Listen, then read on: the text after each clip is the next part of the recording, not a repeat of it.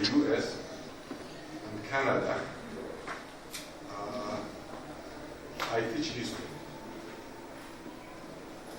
I was asked to translate what the gentleman had said, and I ask you to excuse me if sometimes I lose breath because I'm not feeling well. I'm somehow sick. So, and I'm fasting at the same time. So you bear with my difficulties of breathing properly. What the gentleman has said is among the Somali Bantu elders who have attended all the Somali political meetings and gatherings, starting from a place called Apartheid in Djibouti. So he was talking about the discrimination, the inhumanity, the lack of inclusion that the Bantus, Somali Bantus, were imposed by the other Somalis about the political system. Not only the political system, I will add a little bit. Somalis are our brothers, we are Somalis, they are Somalis. We are the natives of that country. Somalis came to Somalia, they migrated and they found us there. And like I said the other day in a meeting, the Somalis always assert that they are from Arabia, they are Arabs. Particularly, their genealogy goes to the genealogy of Prophet Muhammad. That means a tribe called Quraysh. That is the tribe they claim to be, originally.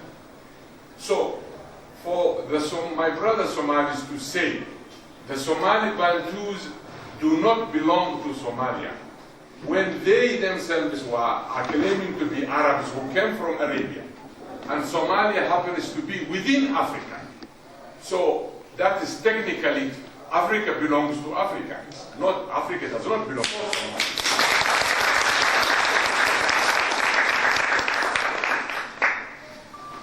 The problem that the Somali Bantus are facing in Somalia, that the gentleman has emphasized, is lack of education. They are not included in the educational system. They are included, but up to higher class level, up to higher school level.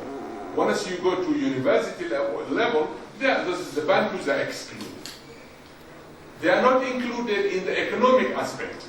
They are oppressed on every loophole where they could generate or create economy. Once you create economy, then you can create power. They know that, and that's why they are stopped. The third one is the political system. And there's a reason why the Somalis do not want the Bantus to participate in the political system. It was in my note that I was going to talk about it later on. I was told in a conference in the United States by Somali scholars, but in a private way.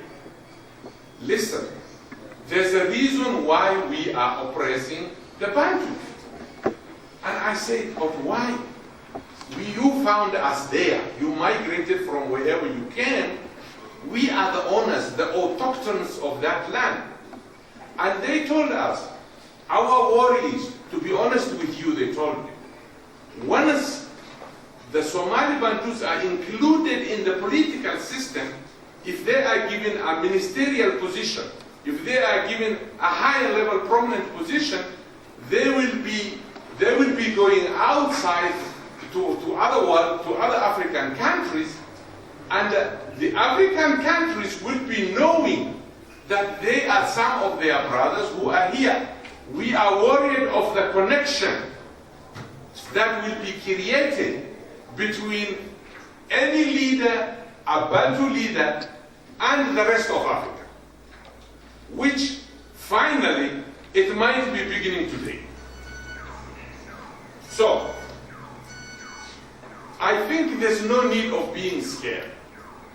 Somalia belongs to many groups. Everybody has a region. This is the main question that you should ask yourself, which the gentleman has mentioned. Why is it the war in Somalia, why is it confined only in one region?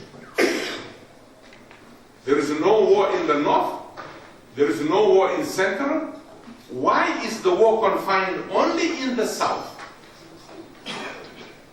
This is the question the international community should ask, and we emphasize, we explain to them, but you know the problem is, if you are not having a military wing, the international community is not interested. Now, the reason why Somalia is subdivided into 3 regions, North, Central, and South. The North have declared independence. They seceded. The Central have declared regional autonomy, Puntland. The war is in the South, only in the South. And who is fighting in the South? The very people who have their own regions came to the South to fight, while the owners of the South are just witnesses. Now, what makes South important? South does not have petrol, South does not have diamond, South does not have some other expensive minerals or resources. But the South has a fertile land, an arable land. The rest of Somalia feeds from the South. So whoever controls South is likely to control the rest of Somalia. While the Southerners are the Bantus are predominantly agricultural people. They are not nomads. But this is when I will be talking later on with some Kenyan officials. I somehow blame the Kenyan academia, because we have written, it is in everywhere. We have written about the Somali Bantus who are being discriminated, who are considered slaves in Somalia, who live in a subhuman life. We wrote, it is in the web, it's in everywhere. But the Kenyan academia did not inform the Kenyan government that there are brothers who are living there, who are being considered subhuman, who are being considered less than what they should be getting. Unlike reversing the situation, the Somalis who are in Kenya, NFD and all these, they are having ministers, they are having permanent secretaries, they are having a huge hand in the government, in the Kenyan government. We do not get that respect in Somalia.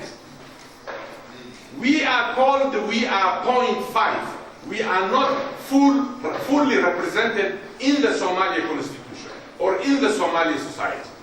We are not fully represented. We are represented half.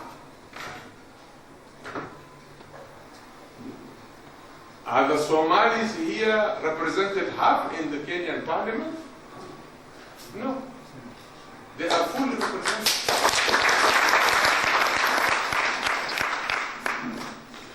So, when NFD was struggling for some reasons, for some political reasons, it is Somalia who came for their rescue. But when we are struggling for political reasons, we are on our own. And that is where the sad situation comes from. In Somalia, there are Burundis who are Bantus who are dying. There are Ugandans who are Bantus who are dying. There are other groups from other African countries who are dying for the sake of the very people who are oppressing their brothers. It is a sad situation. The reason I blame the Kenyan academia, they did not inform the public. They did not inform their people. It is written, it's everywhere. Written by Enrico Cerulli, Catherine Bestman, Virginia Luling, Casanelli, Robert Hess. There are so many historians in Kenya. What were they doing? Why didn't they reveal this? We wrote, me and my brother, we wrote so many. This is one of the articles. I wish I brought the book we wrote. We have. It's called Unearthing Apartheid in the Horn of Africa. The case of the Somali Bantu Jerer. That's the title of the book. Unearthing Apartheid. There is apartheid in Somalia. I have been threatened a million times. Thank God I don't live in Kenya. If I lived in Kenya, maybe I would have been gone by now. I live in Canada. Because I'm a human rights activist. And my brothers, Somalis, they don't like me, and I don't care whether somebody likes me or not. I just want justice.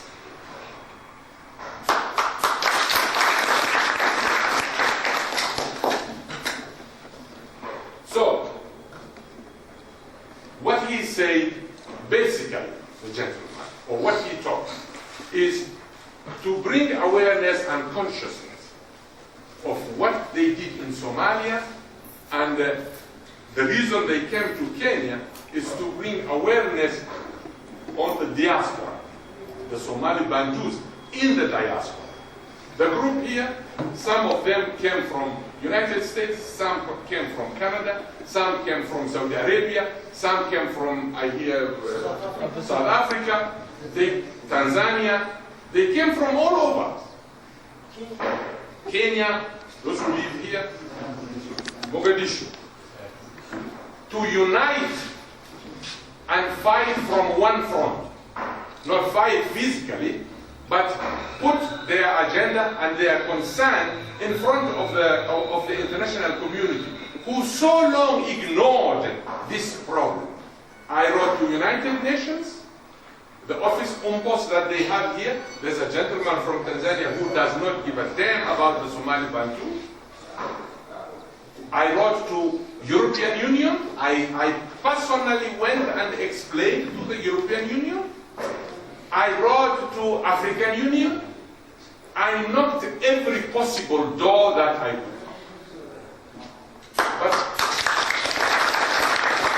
But I came to realize the world these days values you when you are violent. Nobody wants us when you are looking a solution in a peaceful manner. If we were violent, we would have been recognized by now. The Somali Bantus are, population-wise, they are not less than the other Somalis, if not more. When I say this, I have facts. I do research, I do publish. You can go in the web and Google me, and you will find all the stuff that I published. Before Somalia got independence, there was statistics that was done by United Nations. The statistics that was done by United Nations about the number of the Somalis based on regions, it is in French archives. At that time, the United Nations was not biased. The United Nations, they are free from bias. The majority were the Southerners, the Bantus, who now are being forced to be half, or being represented half, than the other Somali, who's represented full, because they are being told you are a minority. The Bantus are not minority. According to the statistics that was made by United Nations, the Bantus were the majority.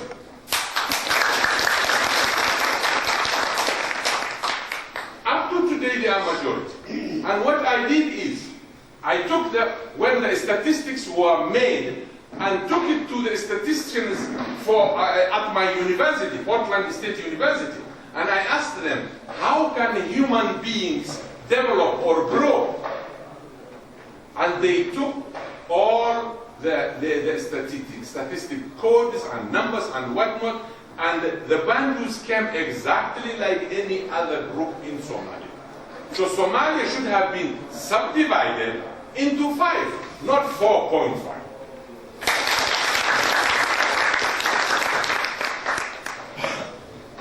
They are not, the Somalis claim they are 10 million, the Bantus are 2 million. They are just like, if not more, I believe they are more. So, the problem is that the Bantus, Somali Bantus are facing because they did not arm themselves.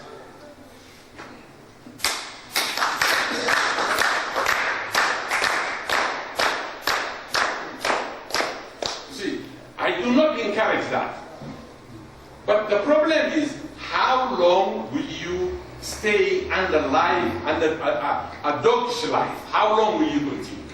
When you can't have education, when you are not included in the decision making, when your wife or your children are being raped, when your farm, which is your livelihood, is taken away from you, when you are working in your own farm at a gunpoint, how long can you live this kind of life?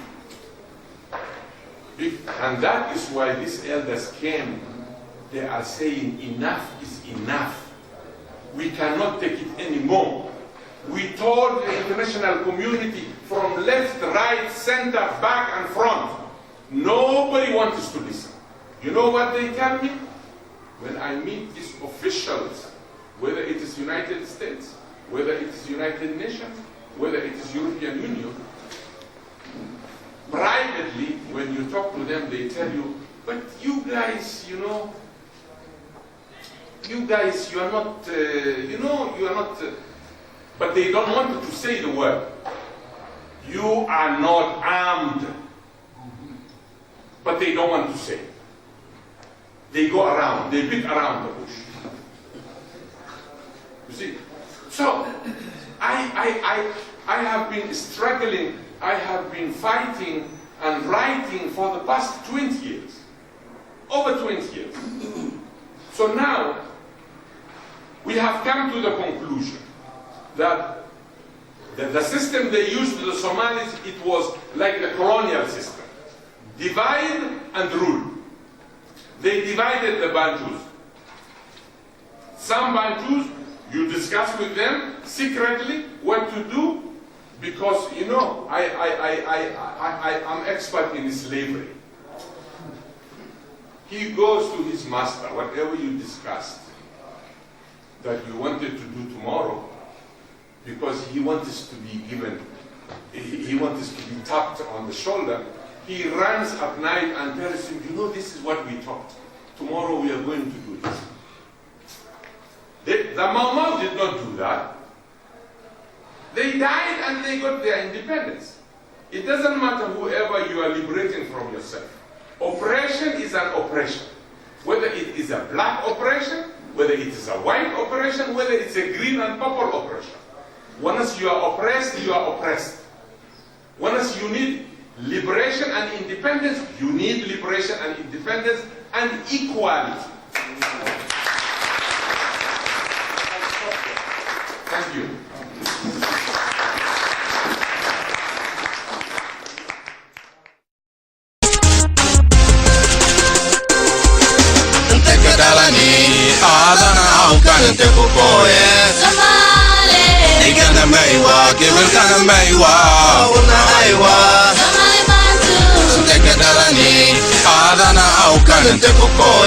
Somali, Igana Maywa, Kewil Kana Maywa, Unaiwa.